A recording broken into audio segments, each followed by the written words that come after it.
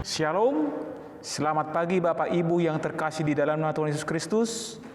Kita berjumpa kembali dalam renungan harian Logos di kanal YouTube HKBP Limo. Firman Tuhan bagi kita hari ini, Rabu, tanggal 15 Februari 2023, tertulis dalam Filipi 2 ayat 13. Demikian firman Tuhan. Karena Allah yang mengerjakan di dalam kamu, baik kemauan maupun pekerjaan menurut kerelaannya. Saudara-saudara kekasih dalam Tuhan Yesus Kristus, banyak pemahaman yang keliru terhadap keselamatan. Ada orang yang merasa bahwa keselamatan itu adalah hasil usahanya dan buah kerja kerasnya sendiri. Tetapi setelah banyak mengalami kebenaran firman Tuhan di dalam pelayanan jemaat, baru menemukan bahwa keselamatan itu adalah anugerah dari Allah yang diberikan secara cuma-cuma bagi setiap manusia. Kita mungkin mengatakan sulit untuk mengerjakan keselamatan kita. Tetapi di dalam Filipi 2 ayat 13 mengatakan, karena Allah yang mengerjakan di dalam kamu, baik kemauan maupun pekerjaan menurut kerelaannya. Allah yang memberikan kita kekuatan untuk mengerjakan keselamatan itu.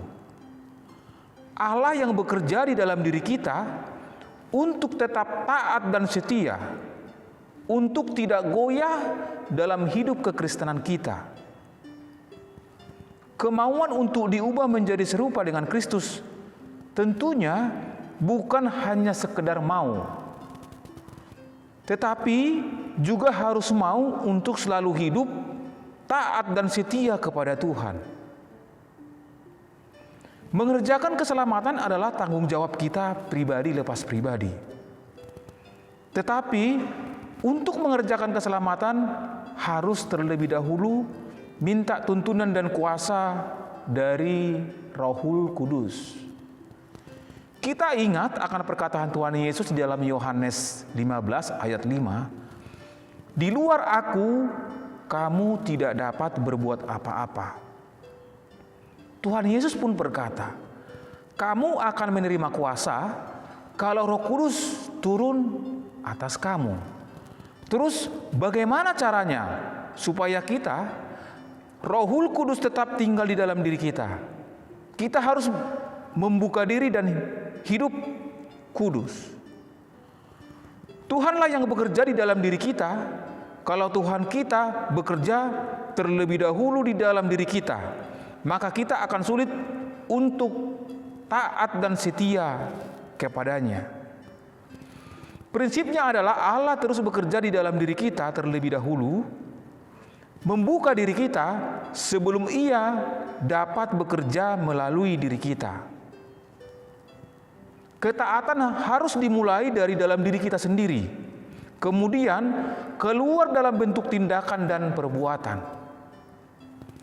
Rasul Paulus menunjukkan surat ini kepada jemaat di Filipi, kepada orang-orang yang sudah percaya, yang telah menerima anugerah keselamatan dari Kristus, supaya mereka tetap bersemangat dalam pekerjaan rohani. Bersemangat dalam persekutuan, juga dalam pemberian firman Tuhan.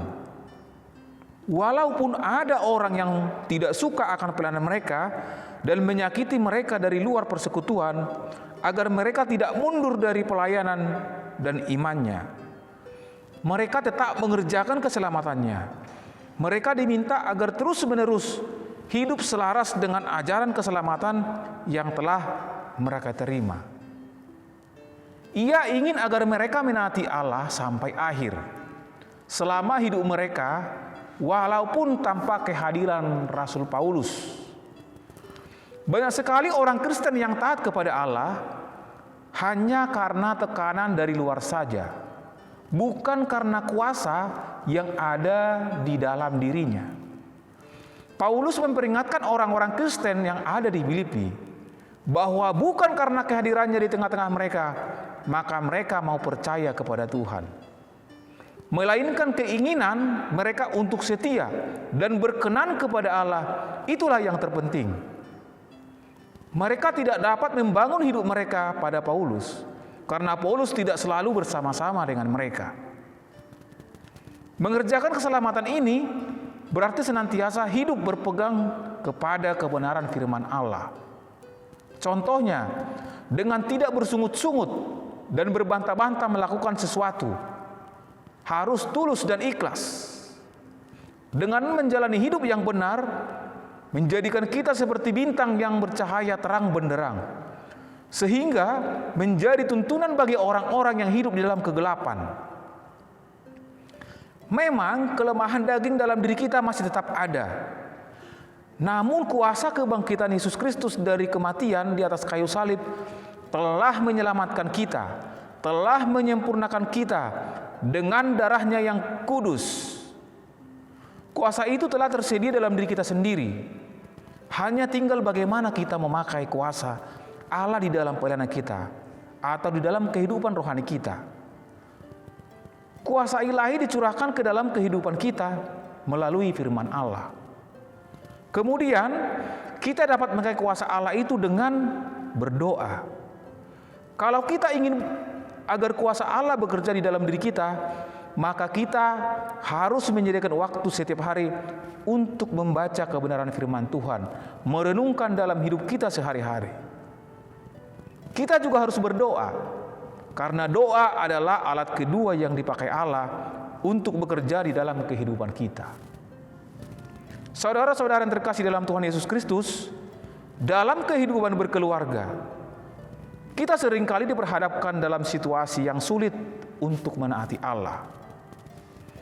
Kita diperhadapkan pada dua pilihan: taat pada Allah tetapi mengalami kesulitan dalam bisnis, atau tidak taat tapi bisnis lancar.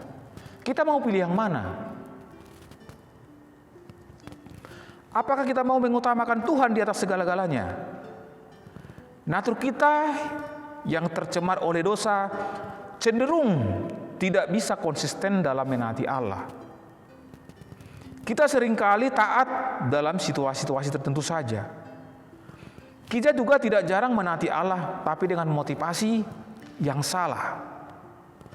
Melalui intervensi Allah dalam diri kita, kita diberikan kemauan dan kemampuan untuk hidup kudus. Tugas kita adalah hanya berserah kepada pimpinan Allah. Biarkan Dia bekerja dalam hidup kita. Tuhan Yesus memberkati. Amin. Mari kita bersatu dalam doa. Segala hormat, puji, syukur kami panjatkan kehadirat-Mu ya Bapa, di mana di pagi hari yang indah ini Engkau telah membangun kami dari tempat tidur kami. Sebelum kami mulai aktivitas kami di hari ini, kami terlebih dahulu merenungkan kebenaran firman Tuhan, yaitu mengerjakan keselamatan kami. Ajar kami untuk tetap taat dan setia dan berkenan kepada-Mu Tuhan, seperti jemaat Filipi yang selalu bersemangat dalam persekutuan dalam pemberian firman Tuhan. Sebentar lagi kami akan memulai aktivitas kami di hari ini. Mampukan kami untuk memberikan yang terbaik Tuhan.